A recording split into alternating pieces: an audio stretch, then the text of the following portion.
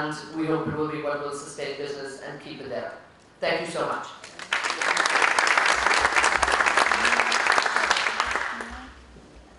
Thank you, Edna. You've really set the bar there. I'm not quite sure we can match that one. Can we call up, please, I think it's Elias from table 2? Yes. And you've got a Lebanon topic to convince us about. Thank you.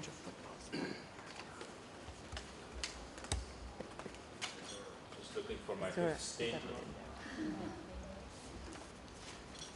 The bubble bursting is one statement. You should bring the topic with me. My concept of love is a little different.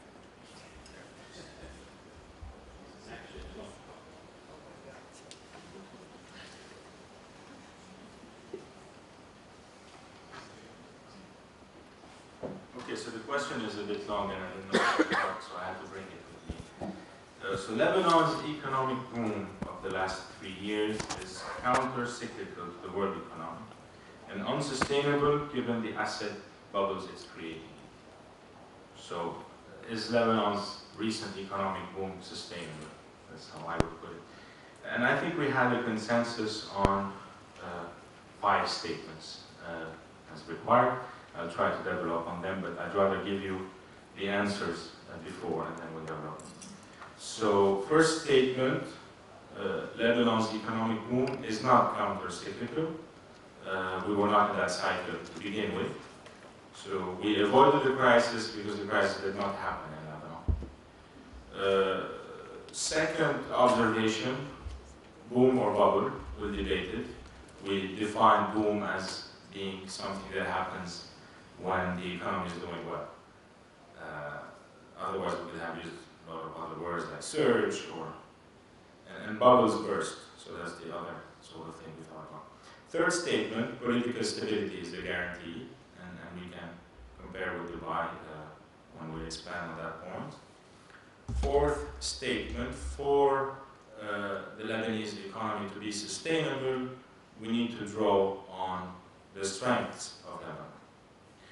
And fifth statement, which is also, I think, the synthesis of our discussion, is the question is being asked, so that's good news. You know, 4 years ago we had a global war in Lebanon. You know, the war didn't end so long ago, so I think we should be happy that the question is being asked again. So let me quickly develop on each of those. So we said not counter-cyclical. Everyone knows that the banking regulations are stringent in Lebanon and that they, as a result, Lebanon was not exposed to, you know, the subprime crisis and other funky products that led the world to the current situation it is in. So maybe by lack of sophistication, but also because we have a different model and why not be happy with this model. That's obviously not enough. So the question stands, boom or bubble? When we think bubble, we think real estate, all of us, I think, because that's what we've been hearing in the past 10 years. We seem to have a consensus, at least on our table, that the real estate surge is a boom and not a bubble, and that there is a real need in Lebanon for real estate, geographic, the fact that it's tiny is actually plays a role. Beirut is really small for all the things that are happening there, and residential is one of them. Also, you know, real estate investment doesn't, and again, and that's what we thought, at least on our table, it doesn't look like your average flippers market. It's not, it doesn't look like a flippers market. It looks like a market where people are on the long run. So, as one of the participants said, real estate never went down, and the participants seem confident that, you know, we won't have a problem of like offer will exceed demand. This being said, and going back to my or our third point, political stability is the guarantee. I think all of us know what the stakes are, and if we were to compare with Dubai, the things we don't have are two things: centralized decision making. We are diametrically opposite to centralized decision making.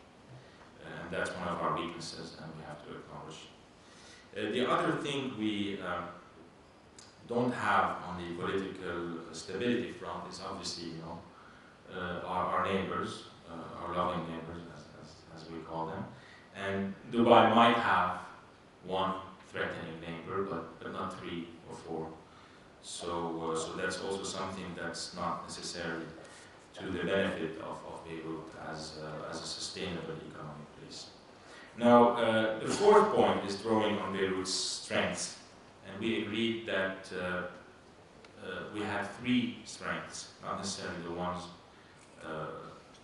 we thought about in the beginning: tourism, services, and human capital. There was a huge emphasis on human capital, skilled labor, the fact that people are multilingual, and that skilled labor was still cheap. We did not decide that the banking sector, believe it or not, was one of our strengths. We do think that the banks should do more in Lebanon, that they should lend to businesses, to contractors. One of the participants was mentioning that we needed real corporate banking in Lebanon, which we don't have. So banks are to do more. They are not to sort of think, okay, we're getting enough money from lending to the state, and those comfortable interest rates and associated margins. The other thing that the participants thought should be strengthened is energy infrastructure. There was an emphasis on Lebanon's rich water resources and the fact that they were underutilized, poorly managed, if at all managed.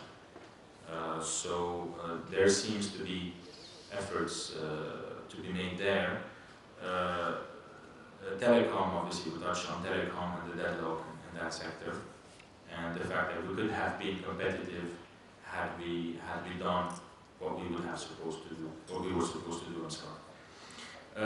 The 5 and last consensus point we have, and let me draw a bit on this and the factors behind it, is that the good news is that the question is being asked, and that not so long ago we had a war, and now, is it, and now we're asking ourselves, is Beirut sustainable as the new hub for the region, or at least an alternative hub? So we ask ourselves the question, is this all because of Dubai's demise? And we did not think so. We thought Beirut, as Prime Minister Sanua said earlier, Beirut is not something we're trying to sell over Dubai. It could exist as a different hub with a different focus as an alternative. And the reasons for the fact that every time you don't hear gunshots in Beirut, people start talking about business again. That's unique to the world. It's because of the Lebanese people's resilience. And that's the first factor we sort of pointed out. And it's also because of this huge potential that we can tap into, which is our expatriate community, the Lebanese who emigrated themselves, and the people of Lebanese descent. And that somebody mentioned earlier today, that was, the number was 4 times as much as the local population, and that I think is also unique. So the conclusion of all of that is that you don't become sustainable by decree, and you don't become a hub by decree. You have to have a vision, you have to do the reforms, and you have to work hard. And hopefully, one day we will get there. Thank you.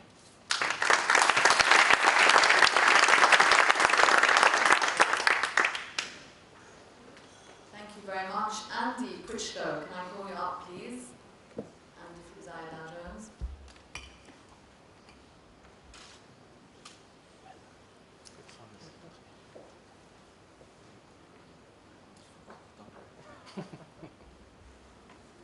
Hello, ladies and gentlemen. As Diallo said, my name is Andy Pritchlow. I'm the Middle East Managing Editor of Zoe Dow Jones. Thanks for inviting me today.